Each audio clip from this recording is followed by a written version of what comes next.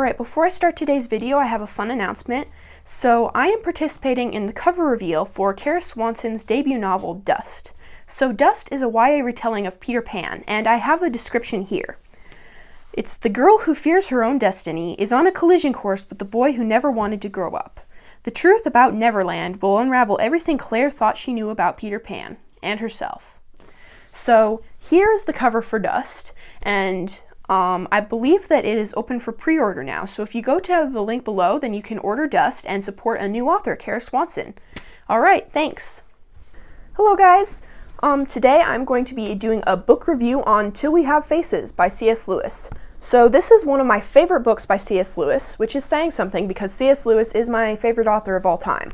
And I have heard people say that Till We Have Faces is one of C.S. Lewis's harder works, which I suppose is true. It's very philosophical, very deep, and it's also kind of dark. But honestly, that's what I love about this book. I love how the themes that you can see beginning to play out in some of his nonfiction get really well done in this book, and I'd like to talk about that today. So let me tell you a little bit about Till We Have Faces. Till We Have Faces is a retelling of the myth of Cupid and Psyche. So if you don't know a lot of Greek mythology, Cupid and Psyche is a story about this girl named Psyche who gets kidnapped by a god, basically. And it's a love story, and there's adventures and trials. It's like a lot of other Greek myths. But it gets even crazier in Till We Have Faces. So Till We Have Faces is told from the perspective of Psyche's sister, and I believe her name is Aruel, if that's how you pronounce it. And it's a very interesting perspective because in the original myth, Aruel was actually a villain. Or not a villain, but an antagonist. So it's really interesting how that plays out in C.S. Lewis's book and how that relates to the theme. So as I mentioned, one of the things I loved about Till We Have Faces was the themes, so I like to talk about that. So this book, at the beginning of this book, we kind of get to see a layout of the culture.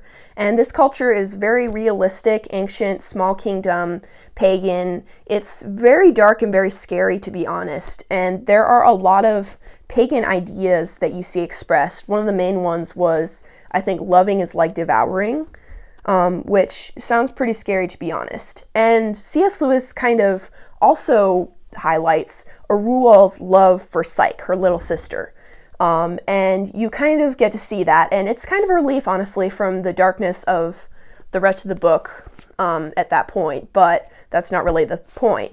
As the book progresses, you begin to see how Aruel's love for Psyche is not what you thought it was. And as the book progresses even further, you get to see how all those pagan ideas that, I don't know, you express such horror at the beginning are not what you thought it was either.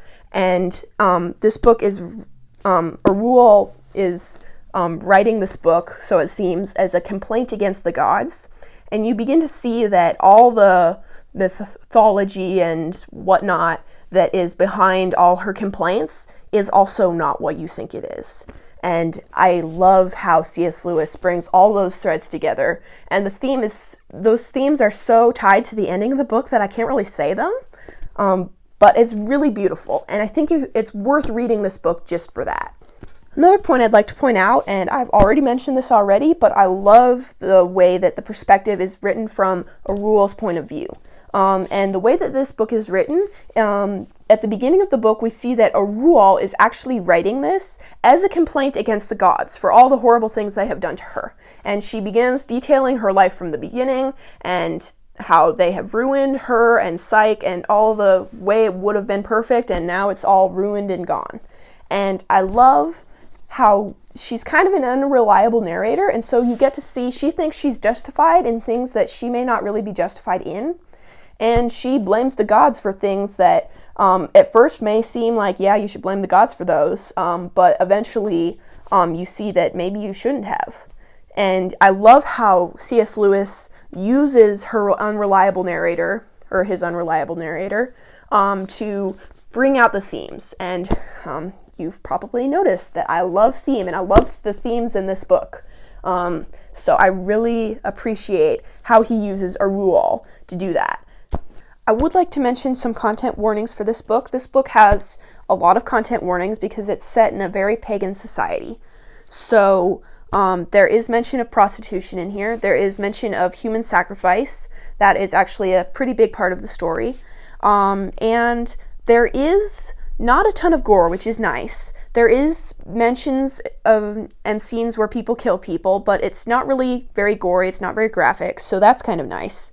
But this is a very dark book, so if you're sensitive to that kind of thing, you might want to consider not reading this book. Also, C.S. Lewis was a Christian author, and this is a really Christian book with very Christian themes, but those Christian themes are very heavily buried in this atmosphere of the pagan society. This is a retelling of a Greek myth, so if you are kind of sensitive to mentions of gods and that sort of pagan culture, you might also want to consider not reading this book. But if you can deal with those content warnings, then I really think you should read this book, because this is a really beautiful book. It is very dark, indeed. It has a lot of pain in it, but all the pain is there for a purpose. It's there to highlight the theme and highlight all the beauty that begins to come together at the end of the book. And I love this book, and you should really read it too. All right, thanks for watching, guys. This is definitely one of my personal favorites and not really a mainstream book. So thanks for listening to me rant about it if you're still there. But I plan to post more videos soon, and thank you for watching.